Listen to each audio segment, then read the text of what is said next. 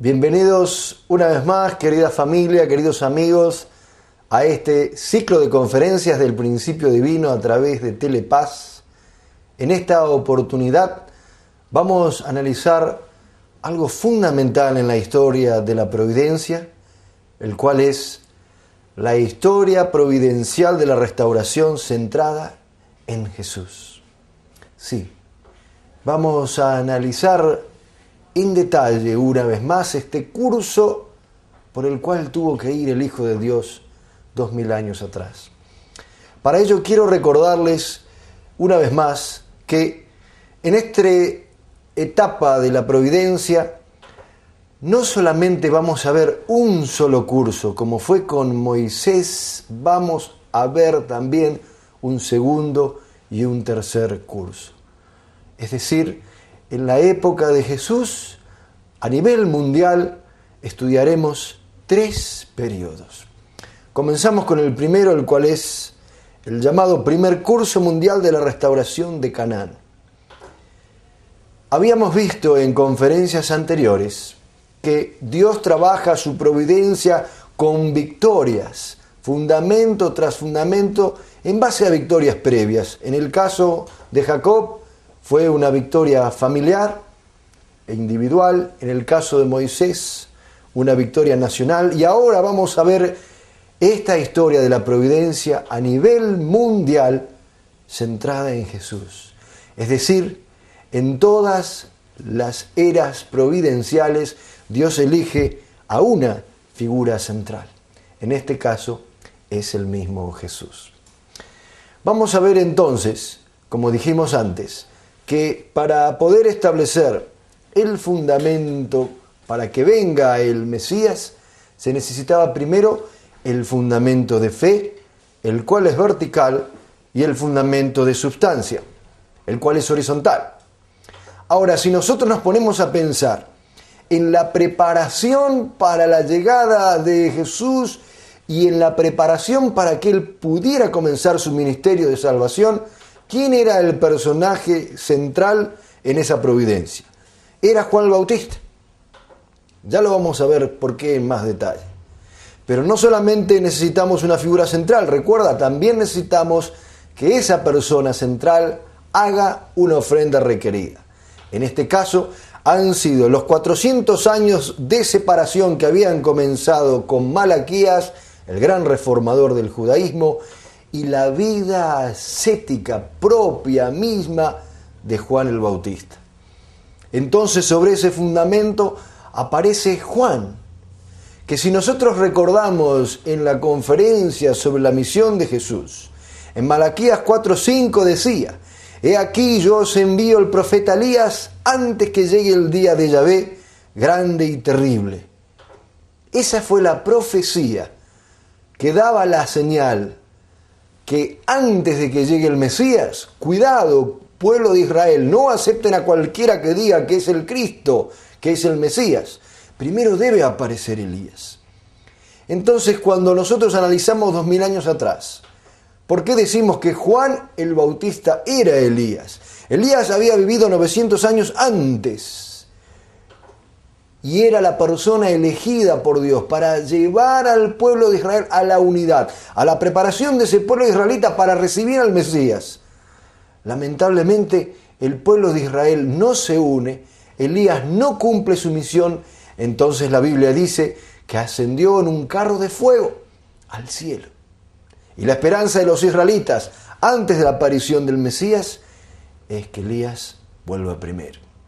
Y si nosotros leemos en Lucas 1:17, dice, hablando del nacimiento de Juan: «E irá delante de él», es decir, el Mesías, «con el espíritu y el poder de Elías, para hacer volver los corazones de los padres a los hijos, y a los rebeldes a la prudencia de los justos, para preparar al Señor», es decir, Jesús, «un pueblo bien dispuesto». Quedó muy clara la revelación. Dios, a través del arcángel Gabriel, le revela a Juan, al padre de Juan el Bautista, el sumo sacerdote Zacarías, que su hijo viene con esa misión de Elías. Vemos también en Juan 1:23 que él dice: Yo soy voz del que clama en el desierto. Rectificad el camino del Señor, como dijo el profeta Isaías. Es decir, él venía con esa misión de enderezar, de preparar, de encauzar al pueblo de Israel para prepararse al momento más importante de la historia, no solo de ese pueblo, sino de la humanidad entera, que es el nacimiento del Hijo de Dios, el Mesías.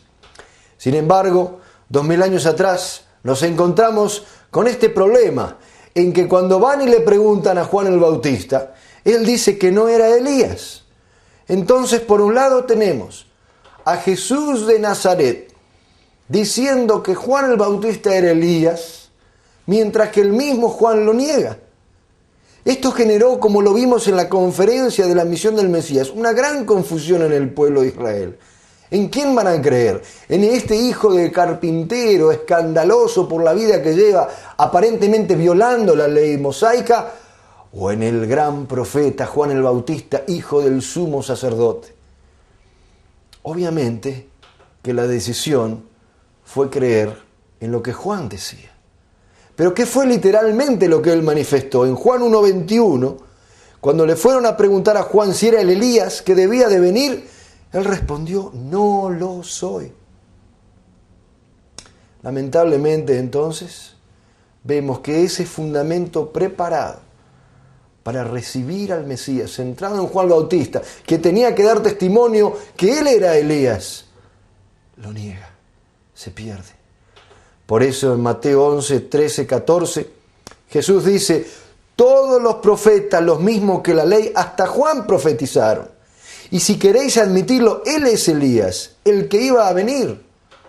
Claramente, despejando cualquier tipo de dudas. Juan es el Elías que había de venir. Es el último de los profetas. Es el que venía antes de la llegada del Señor para restaurar a todo Israel. En Mateo 17, 13, claramente manifiesta que los discípulos comprendieron que se refería a Juan el Bautista. No había ninguna duda por parte de quién, de los discípulos, obviamente. Aceptaban 100% la palabra de Jesús. Si él decía que Juan el Bautista es Elías, así es. No había ninguna duda. Y nos preguntamos, ¿por qué pasa esto? Él recibe la revelación, que aparece en forma de Espíritu Santo una paloma sobre Jesús cuando él lo va a bautizar en el río Jordán. Mateo 11, 3, 6, una manifestación de la duda de Juan.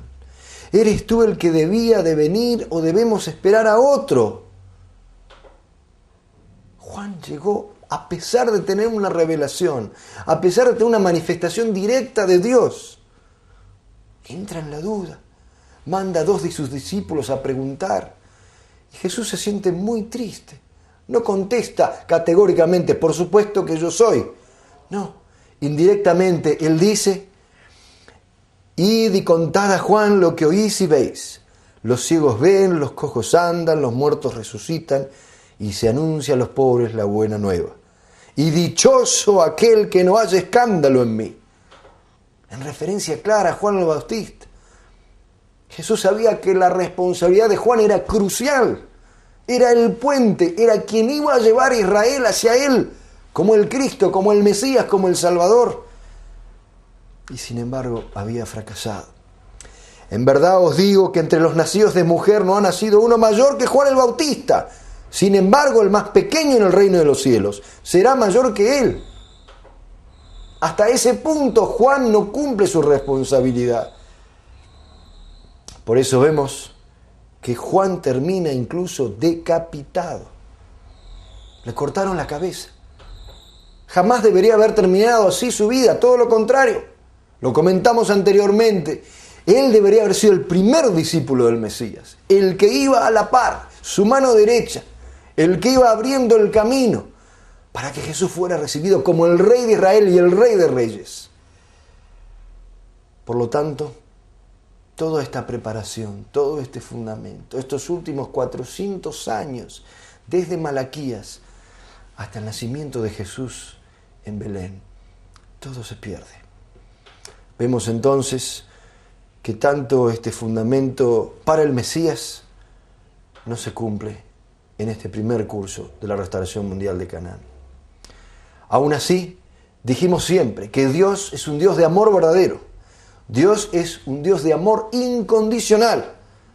Pese a los errores, pese a los fracasos, aún así, Él continúa. Quiere darle la oportunidad a la humanidad a que reciba su bendición. Por eso entramos ahora en el segundo curso, el cual se denomina Curso Mundial de Restauración de Canaán. Pero antes de entrar en detalles, yo quiero que siempre conectemos este contenido que es intelectual, es una explicación de la palabra, de la Biblia, de hechos que nosotros encontramos en las Escrituras. Yo le invito a que conecte cada uno de estos acontecimientos históricos con el corazón de Dios. Porque muchas veces cometemos el error de pensar que Dios está ahí arriba, más allá del tiempo y del espacio, alejado de la realidad y de los acontecimientos cotidianos, no solamente de la vida providencial, sino de nuestras propias vidas. Y no es así. Dios es un Dios de amor, de corazón. Su esencia es encontrar a alguien a quien amar y bendecir. Por lo tanto, cada vez que sucede un fracaso de esta manera, es como un puñal, es como un cuchillo en el corazón de nuestro Padre Celestial. Así como leímos en el Génesis 6:6, que Dios sintió dolor por el pecado de Adán y Eva. Cada vez que suceden estas cosas, es un dolor en el corazón de Dios, porque hay sufrimiento, hay prolongación de la bendición. Por eso, gracias al principio divino, comprendemos a través de estos errores estos fracasos de la historia, lo que nosotros no debemos hacer para que Dios pueda bendecir nuestras vidas. Vemos entonces en este segundo curso, a nivel mundial, una vez más, necesitamos el fundamento para el Mesías. Como usted ve, se repite la necesidad del fundamento. De lo contrario, no puede aparecer el Mesías, no puede aparecer el poder y la manifestación de Dios. ¿Y quién es la figura central en este segundo curso para establecer el fundamento de fe? Es el mismo Jesús, ya lo vamos a ver. ¿Cuál es la ofrenda requerida? Son esos 40 días de ayuno que Él pasa en el desierto. ¿Qué significa todo esto?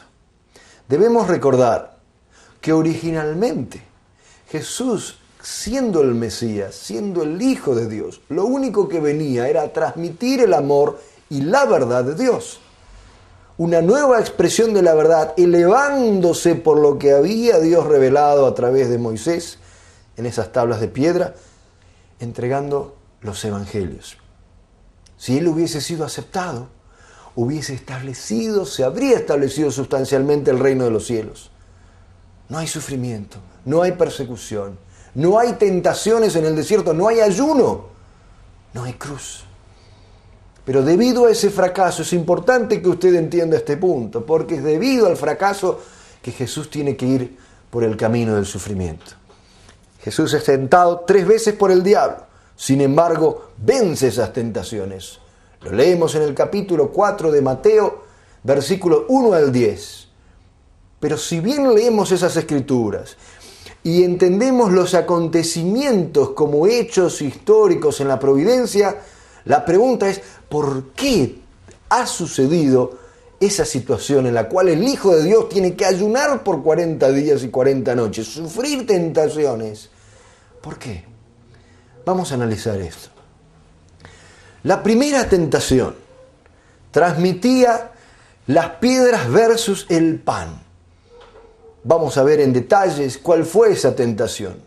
Le aparece Satanás pidiéndole que convierta esas piedras en pan.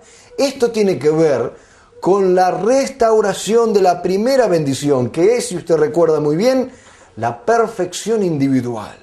El camino hacia alcanzar la unidad absoluta con Dios. Leemos entonces en Mateo capítulo 4, versículo 3, dice lo siguiente. Y acercándose el tentador, es decir, Satanás, le dijo: si eres el Hijo de Dios, di que estas piedras se conviertan en panes. Imagínense, cuando usted tiene hambre, sin haber pasado un ayuno de 40 días y 40 noches, cuando usted pasa unas horas nomás y tiene hambre, y tiene mucho hambre, ¿no estaría dispuesto a hacer cualquier cosa en esos momentos para comer? Imagínense Jesús, después de 40 días y 40 noches, muerto de hambre. Y Satanás se aparece y le dice: haz que estas piedras se transformen en pan. ¿Por qué? Vamos a recordar que las piedras simbolizaba, esa roca simbolizaba el Mesías que había de venir, el Adán restaurado. Es decir, que Cristo era la roca, como leemos en 1 Corintios 10:4 y en Apocalipsis 2:17. Por lo tanto, ¿qué significa esta tentación de Satanás viniendo a Jesús a que esas piedras se convirtieran en pan? Las piedras utilizadas por Satanás para tentar a Jesús simbolizaban a Jesús mismo, que era la roca espiritual y la tabla de piedra verdadera. Esto es fundamental. ¿Por qué? Porque él le responde diciendo: está escrito, no solo de pan vive el hombre, sino de toda palabra que sale de la boca de Dios. Dándole a entender que no solamente de lo material, de lo físico vive el hombre, porque el hombre no solamente tiene un cuerpo físico del cual necesita alimento material, sino que uno tiene un cuerpo espiritual, un yo espiritual que necesita alimentarse de la palabra de Dios, esa vida eterna que recibimos a través de la verdad de Dios. Entonces, por su triunfo en la primera tentación, Jesús estableció la condición para establecerse de nuevo como la roca verdadera. Es decir, Él no sucumbió para nada. Y esto es muy importante recordarlo. ¿Por qué? Porque si usted ve en el comienzo de la historia, ¿quién fue tentado por primera vez? Adán. Y la Biblia dice que Jesús es el Adán postrero, o el segundo Adán. En la primera carta de Corintios, capítulo 15, versículo 45. Muy claramente. Es decir, que Adán es tentado por Satanás y cae. En este caso es nuevamente Adán, Jesús, que también es tentado por Satanás. ¿Entiende? Es la restauración de ese fracaso en el comienzo de la historia. Pero a diferencia del primer Adán, Jesús no cae en la tentación. Lo rechaza, diciéndole que el hombre no solamente se alimenta de pan, sino de la palabra de Dios. Por lo tanto, restaura la posición de roca verdadera, y Jesús, desde la posición de Juan el Bautista, restauró simbólicamente la posición del Mesías, el modelo de persona verdadera. Y por último, Él establece la victoria para el fundamento de restauración de la primera bendición de Dios. Es decir, Él absolutamente llega a ser una unidad en mente, cuerpo, espíritu con Dios. Por eso cuando Él predica, dice: quien ve a mí, ve al Padre, porque yo estoy en el Padre está en mí. Aquí está Dios. Primera vez en la historia que un hombre alcanza la perfección absoluta, la restauración de la primera bendición. Vamos a ver entonces la segunda tentación, que es cuando él es invitado a ir a la cúpula del templo y le ofrece todo. ¿Por qué? Esto significa la multiplicación de los hijos de la segunda bendición. Estamos viendo entonces, conectándolo para que quede una vez más bien claro, cada una de estas tentaciones está representando la restauración de las tres bendiciones. En este caso vamos a analizar la segunda tentación. Mateo 4, versículo 6, dice lo siguiente: y le dice el diablo: si eres hijo de Dios, tírate abajo, porque está escrito: a sus ángeles encomendará, y en tus manos te llevarán para que no tropiece tu pie en piedra alguna. Es decir, que Satanás no solamente lo tienta una vez. Fíjese que al primer Adán lo tentó una vez y cayó. Aquí tienta por primera vez al segundo Adán. Jesús no cae, lo rechaza, pero él vuelve a tentarlo. Y en esta segunda oportunidad entendemos que Jesús se había comparado al santuario de Jerusalén con su cuerpo, ¿recuerda? Esto está en Juan capítulo 2, versículos 19 al 21. Jesús le respondió: destruid este santuario y en 3 días lo levantaré. Los judíos le contestaron: 46 años se han tardado en construir este santuario, ¿y tú lo vas a levantar en 3 días? Pero él hablaba del santuario de su cuerpo. Es decir, que este templo está representando el cuerpo de Jesús. Es Jesús mismo, el Hijo de Dios. En 1 Corintios 3:16 leemos: ¿no sabéis que sois santuario de Dios y que el Espíritu de Dios habita en vosotros? El cuerpo es el santuario de Dios. Y recuerde que esta segunda bendición tiene que ver con la multiplicación de los hijos, con la relación entre padres e hijos. Jesús venía en la posición de padre verdadero, por lo tanto sus discípulos en la posición de hijos. Por eso leemos en la 1 Corintios 12:27. Ahora bien, vosotros sois el cuerpo de Cristo y sus miembros cada uno por su parte.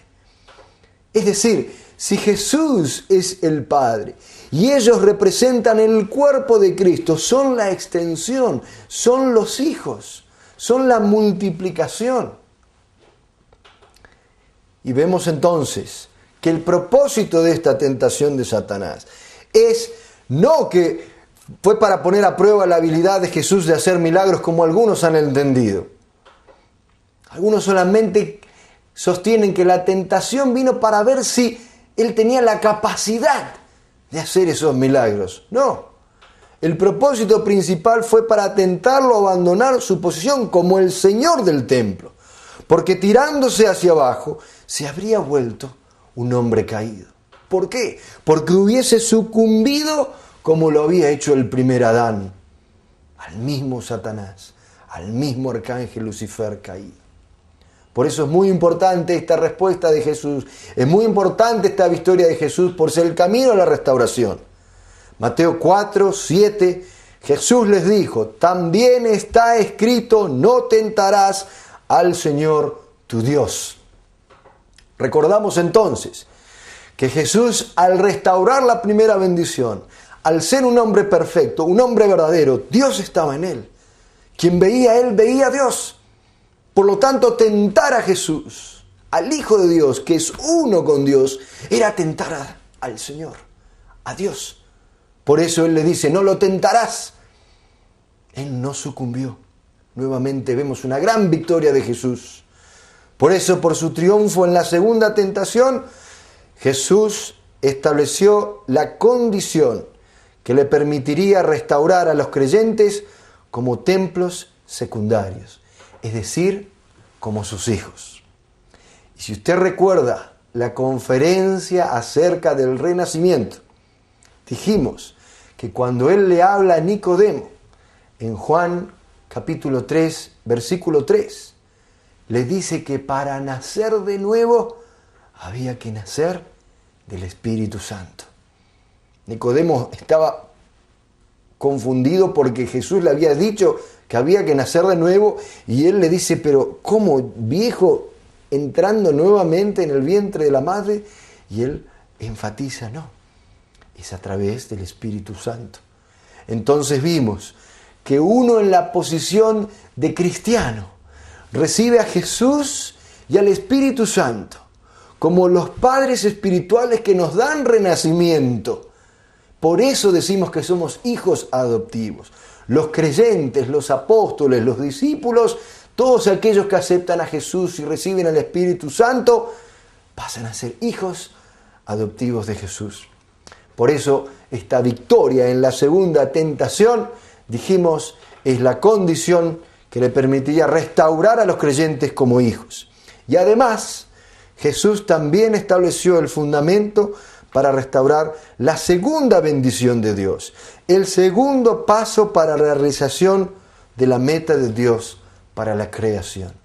Es decir, el primer paso se había logrado con victoria, ahora tenemos el segundo paso también con victoria. Esto es sumamente importante porque en la providencia de la restauración nosotros habíamos visto el fracaso en el número 1 y en el número 2 que habían sido dominados por Satanás. ¿Recuerda? Cada uno de los cursos, cada una de las familias, el número 1 y el número 2 dominados por Satanás.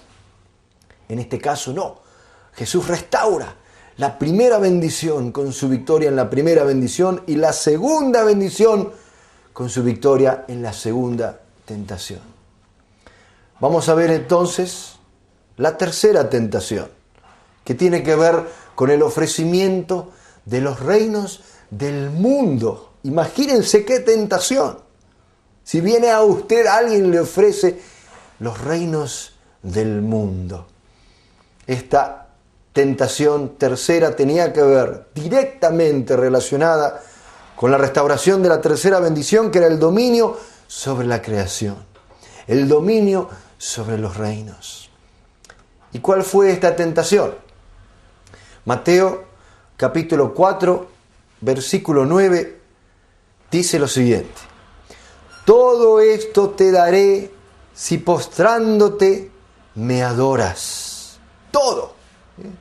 Lo lleva arriba a la cima de la montaña, le muestra los reinos y dice, todo esto te daré si me adoras, con esa condición. Ahora, ¿cómo puede Satanás decirle al Hijo de Dios, al Hijo perfecto, verdadero, a la manifestación visible de Dios, yo te voy a dar todo a ti? ¿Sobre qué fundamento tiene un ángel caído esa autoridad para decir esas palabras? Y esto tiene que ver con la caída. Porque al ser el primer hombre y la primera mujer, quienes se unen centrados en Satanás, todo quedó dominado por él. Él pasó a ser el Señor debido a esa caída. Por lo tanto, él cree que tiene esa autoridad de darle todo a Jesús con la condición que lo adoraran. Ahora nos hacemos esta pregunta. Si no hay ninguna montaña desde la cual pueden verse todos los reinos, ¿qué significa el hecho que Satanás le llevó a Jesús a esta montaña tan alta? Porque aún subiendo al Everest, en el Himalaya, uno no puede ver el resto del planeta. Entonces, ¿qué significa esto? Vemos que Adán perdió su autoridad como Señor de la creación. Lo leemos en la carta del apóstol Pablo a los Romanos, capítulo 8, versículos 19 al 20.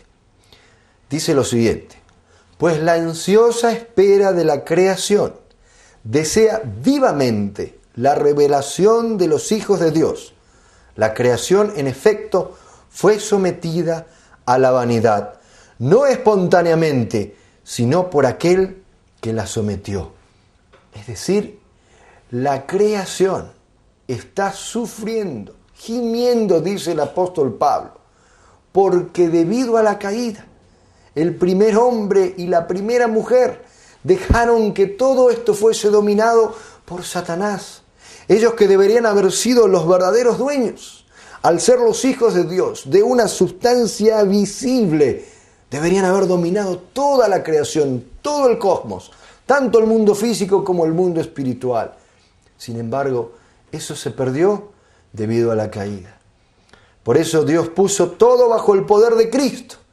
Dice en la primera carta de Corintios 15, 27, porque ha sometido todas las cosas bajo sus pies. Mas cuando diga que todo está sometido, es evidente que se excluye aquel que ha sometido a él todas las cosas. Dios le había dado la autoridad suprema originalmente a Adán. Él tenía el poder de juzgar a los ángeles, él tenía el poder de dominar al mundo angelical, tanto como el mundo físico.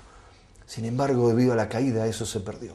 Jesús, como segundo Adán, victorioso, al haber cumplido su primera bendición, al haber restaurado a través de la segunda tentación siendo rechazada, la segunda bendición, tiene esa autoridad. Por lo tanto, leemos en Mateo 4, versículo 10, dícele entonces Jesús: apártate, Satanás, porque está escrito, al Señor tu Dios adorarás, y solo a Él darás culto. Es decir, una vez más, el Hijo de Dios, verdadero, perfecto, rechaza la tentación de Satanás, restaurando el fracaso del primer Hijo de Dios, que cayó y sucumbió ante la primera tentación del diablo. Por lo tanto, vemos en Hebreos 1:14, es que no son todos ellos espíritus servidores con la misión de asistir a los que han de heredar la salvación. Por eso Jesús es contundente, diciendo: tú eres un ángel, tú me tienes que adorar a mí, tú tienes que postrarte ante mí. Yo soy el Hijo verdadero de Dios. Esa es la verdadera autoridad de quien viene como manifestación visible. Entonces Jesús triunfa en la primera, en la segunda y en esta tercera. Por lo tanto, ¿qué significa esta victoria en la tercera tentación? Él logró establecer las condiciones para restaurar el dominio de la humanidad sobre la creación, sobre la victoria de Jesucristo. Ahora podía revertirse esa situación y los hijos de Dios de esta humanidad podrían entonces dominar tanto el mundo físico como el mundo espiritual. Y en segundo lugar, Jesús también estableció el fundamento para restaurar la tercera bendición de Dios, es decir, el tercer paso para la realización de la meta de Dios para la creación. Todo ha sido restaurado, todo ha sido victorioso, pero no desde la posición de Mesías, porque Él tiene que ayunar, Él tiene que sufrir estas tentaciones debido al fracaso de Juan el Bautista. Por eso, cuando vemos nuevamente el fundamento para el Mesías en este segundo curso a nivel mundial, Jesús es la figura central, logra ofrecer esa ofrenda requerida con los 40 días de ayuno, pero ahora es Israel la que tiene que unirse a Jesús para establecer el fundamento de sustancia, para lograr el fundamento victorioso del Mesías. ¿Entienden ahora? Entonces Jesús comienza a predicar y sale por las calles, mañana, tarde y noche, dando las buenas nuevas.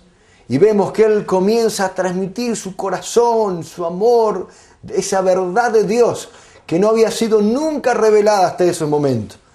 Lo máximo que había recibido el pueblo de Israel habían sido los 10 mandamientos, nada más.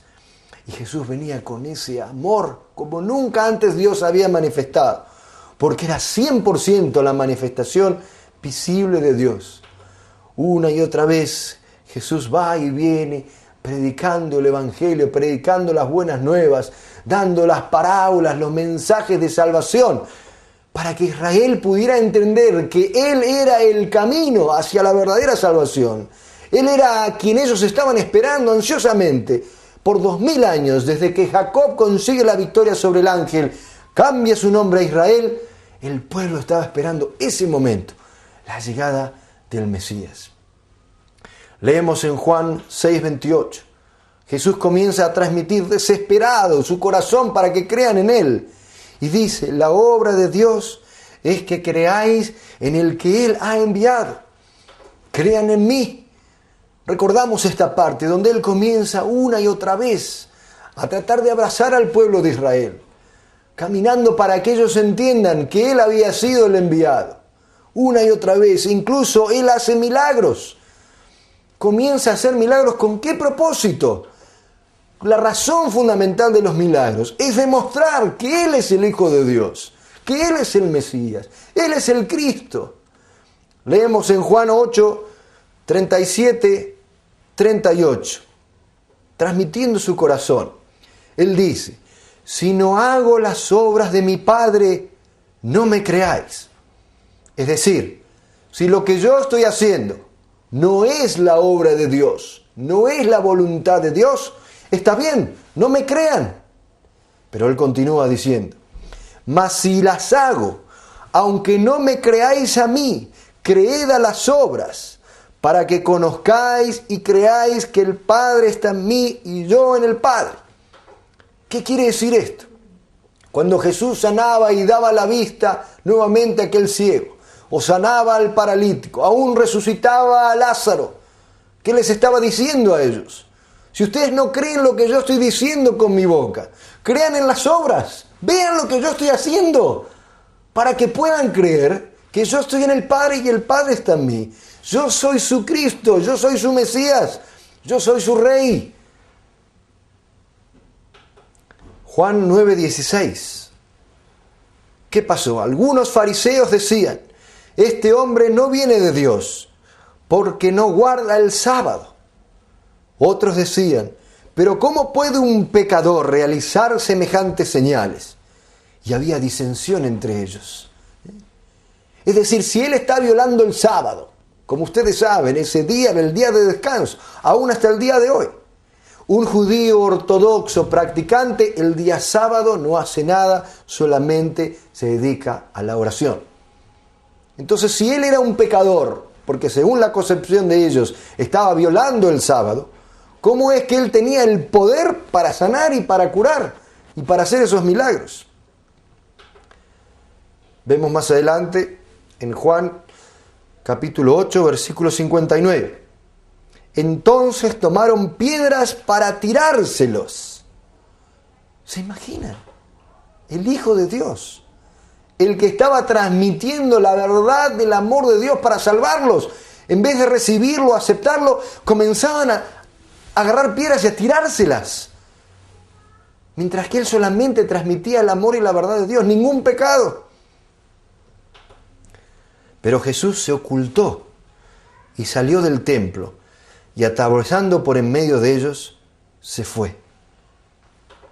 Se ocultó, salió de ellos. ¿Por qué? Porque él no venía a morir. Él venía a salvar a Israel.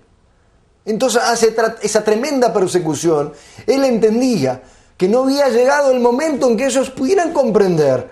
Entonces tuvo que salir y buscar otro momento en el cual ellos pudieran entender. Seguimos leyendo en Juan capítulo 7, versículo 1. Después de esto Jesús andaba por Galilea y no podía andar por Judea porque los judíos buscaban matarle. Buscaban matarle. ¿Se imaginan lo que significa eso? Si lo veían, lo mataban. Él ya no podía estar en Judea, tenía que estar en Galilea. ¿Cómo creen ustedes que se sentía Jesús en su corazón? ¿Cómo se sentía Dios en su corazón, que había enviado a su Hijo para ese pueblo? Vemos entonces en Mateo 23:37. Jesús mira a Jerusalén y dice, Jerusalén, Jerusalén, tú que matas y apedreas a los profetas que a ti te son enviados. ¿Cuántas veces quise abrazarte? Como la gallina abraza a sus polluelos debajo de las alas, pero tú no lo has querido.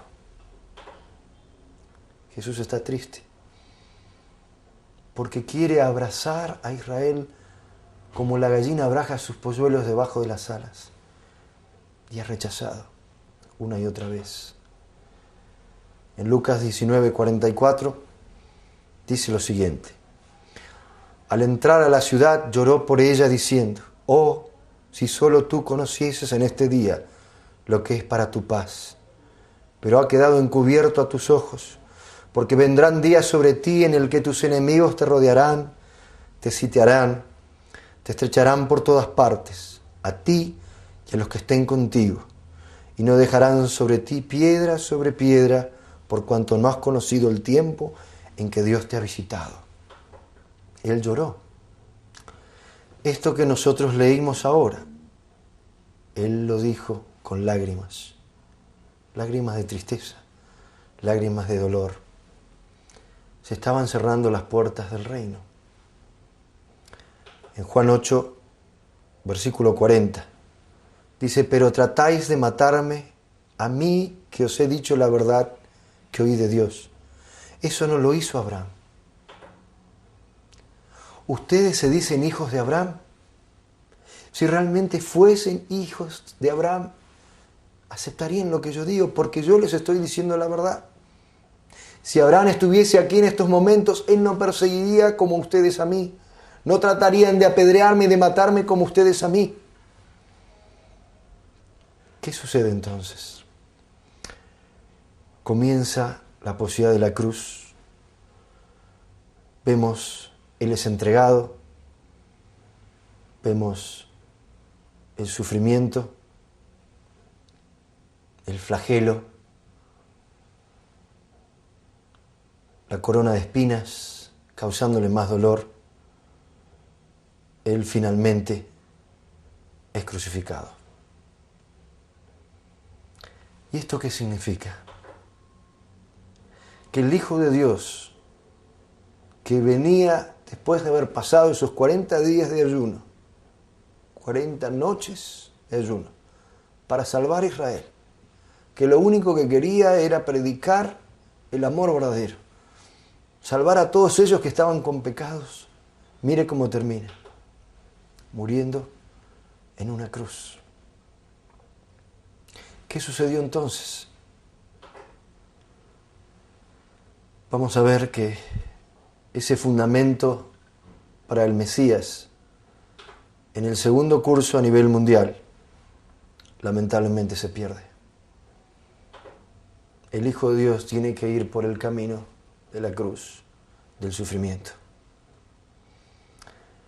Y cuando nosotros leemos en la primera carta de Corintios, capítulo 2, versículos 7 al 8, el apóstol Pablo dice: si no hablamos de una sabiduría de Dios, misteriosa, escondida, destinada por Dios desde antes de los siglos para gloria nuestra, desconocida de todos los príncipes de este mundo, pues de haberla conocido no hubieran crucificado al Señor de la gloria. Había dos profecías fundamentales en Isaías. Una que decía el camino del sufrimiento, otra que decía el camino del Señor de la gloria. ¿De quién dependía? De la responsabilidad humana, del pueblo de Israel. Si ellos hubiesen recibido, aceptado, amado a Jesús como el Hijo de Dios, se hubiese cumplido la profecía del Señor de la gloria, del Rey de Reyes, la salvación para Israel y para toda la humanidad. De no cumplir su parte de responsabilidad, se cumpliría la profecía del Señor del sufrimiento. Por eso vemos que es necesario un tercer curso mundial de la restauración de Canaán, que una vez más no era lo original, porque Jesús muere en una cruz. ¿Y esto qué significa? Esa cruz, causándole tanto dolor, quitándole esa vida física para continuar amando, para continuar predicando, para continuar enseñando, ese templo de Dios se perdió. La manifestación visible de Dios se perdió. Entonces, ¿qué consiguió la humanidad a través de esta cruz?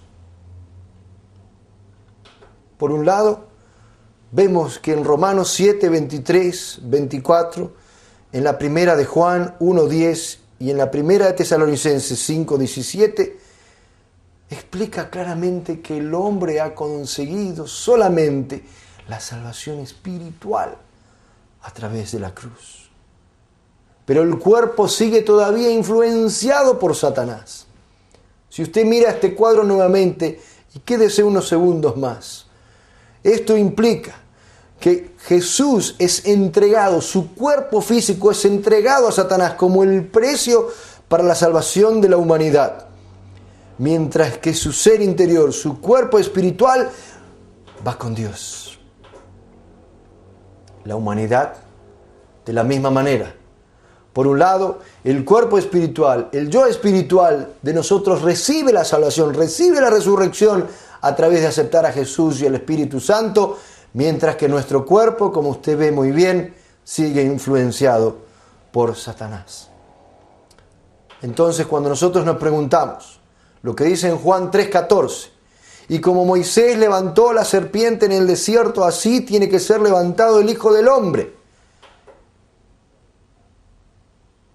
Hay una resurrección. ¿Por qué es importante esta resurrección?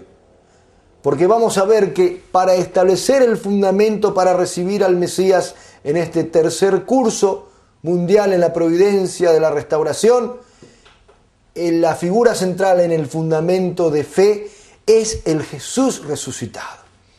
Es el Jesús victorioso. Siempre necesitamos encontrar una figura central que haga una ofrenda requerida que simboliza el número 40, separación de Satanás. En este caso es el Jesús que ha resucitado, cuya condición de ofrenda son los 40 días después de la resurrección, en la cual Él va apareciéndole a sus discípulos una y otra vez, compartiendo su corazón. Vamos a leer algunos de estos versículos. En el libro de los Hechos, capítulo 1, versículo 3 dice: a estos mismos, después de su pasión, se les presentó dándole muchas pruebas de que vivía, apareciéndoseles durante 40 días y hablándoles acerca de lo referente al reino de Dios. Es decir, una y otra vez comienza Jesús, después de su resurrección, a hablar con sus discípulos, a buscar la manera en que ellos puedan establecer ese fundamento de unidad de corazón con Él. Vemos que hay pasajes en el cual Él se comunica con ellos, pero en realidad no es su cuerpo físico literalmente. Ese fue el precio que hubo que pagar por la redención de la humanidad, el derramamiento de la sangre en la cruz. Vamos a ver, por ejemplo, en Juan 21, 1, 4. Dice: después de esto se manifestó Jesús otra vez a sus discípulos junto al mar de Tiberias, mas los discípulos no sabían que era Jesús. ¿Por qué? Este es un tema fundamental y me quedan ahora muy pocos minutos, pero en un futuro, una próxima conferencia más profunda, quiero compartir con ustedes más conocimiento. Pero en realidad no es ese cuerpo físico. Si hubiese sido el cuerpo físico literal de Jesucristo, ellos lo hubiesen reconocido. Era el cuerpo espiritual que ellos tenían sus sentidos abiertos y podían comunicarse con Jesús como lo hacen muchas personas hoy en día. Lo mismo vemos en Juan capítulo 20, versículo 14. Cuando había dicho esto, se volvió y vio a Jesús que estaba allí, mas no sabía que era Jesús. María Magdalena tampoco pudo reconocer a Jesús. ¿Por qué? Porque no era su cuerpo físico literalmente, era su cuerpo espiritual. Entonces, este Jesús resucitado, que es la figura central, que durante 40 días se le aparece a sus discípulos, estableciendo la condición de esa ofrenda requerida, ahora tiene que establecer el fundamento de sustancia a través de que sus discípulos se unan absolutamente con Él, incondicionalmente con Él. De suceder esto, vamos a ver la victoria en el fundamento de sustancia y la victoria para el establecimiento del reino de los cielos. Vemos entonces en Lucas capítulo 24, versículo 27. Y empezando por Moisés y continuando por todos los profetas, les explicó lo que había sobre él en todas las escrituras. Comienza a buscar la manera de que ellos se unan absolutamente a él. Estamos hablando de un curso de la restauración mundial de Canaán para establecer el fundamento del Mesías a nivel espiritual. En Mateo 28, 18, 20 dice: Jesús se acercó a ellos y les habló así: me ha sido dado todo poder en el cielo y en la tierra. Id pues y haced discípulos a toda la gente, bautizándoles en el nombre del Padre, del Hijo y del Espíritu Santo, y enseñándoles a guardar todo lo que yo os he mandado. Y aquí que yo estoy con vosotros todos los días hasta el fin del mundo. Amén. Es decir, que Él se le vuelve a aparecer una y otra vez buscando esa unidad de corazón. ¿Por qué? Porque leemos en Juan 3:16: porque tanto amó Dios al mundo que dio a su Hijo unigénito, para que todo el que crea en Él no perezca, sino que tenga vida eterna. Entonces vemos que se establece victoriosamente el fundamento a nivel espiritual, pero ahora necesitamos ver el fundamento a nivel mundial de curso completo. Es decir, así como vimos en la providencia de la restauración a nivel nacional, con Moisés y con Josué, De la misma manera, veremos la providencia en el curso mundial para Canaán. Jesús era la entrada espiritual y el Señor de la segunda venida la entrada completa. Es el mismo paralelismo. Por eso, en los últimos días, vamos a encontrar quién será esa figura central en el fundamento de fe. Será alguien en la posición de un nuevo Juan el Bautista. Pero si esa persona llegara a fracasar, entonces el Señor de la segunda venida, así como fue Jesús 2000 años atrás, tendrá que ponerse en esa posición después de pasar por un periodo de separación del número 40 de Satanás. Por eso la ofrenda requerida será un número de 40, que significará ese periodo de fe. Y estableciéndose ese fundamento de fe, pasaremos al segundo fundamento, que es el de sustancia, en el cual no ya la segunda Israel, quizás la tercera Israel será la que tendrá que unirse al nuevo Juan Bautista o al mismo Señor de la segunda venida. ¿Por qué decimos la segunda o la tercera Israel? Porque esto es un ejemplo de lo que podría suceder de acuerdo a lo que aconteció 2000 años atrás. En principio se había establecido el primer Israel, centrado en Juan el Bautista. Si el primer Israel, centrado en Juan el Bautista, hubiese aceptado a Jesús, entonces no habría sido necesario una segunda Israel. No habría sido necesario el cristianismo. El mismo judaísmo habría recibido a Jesús de Nazaret.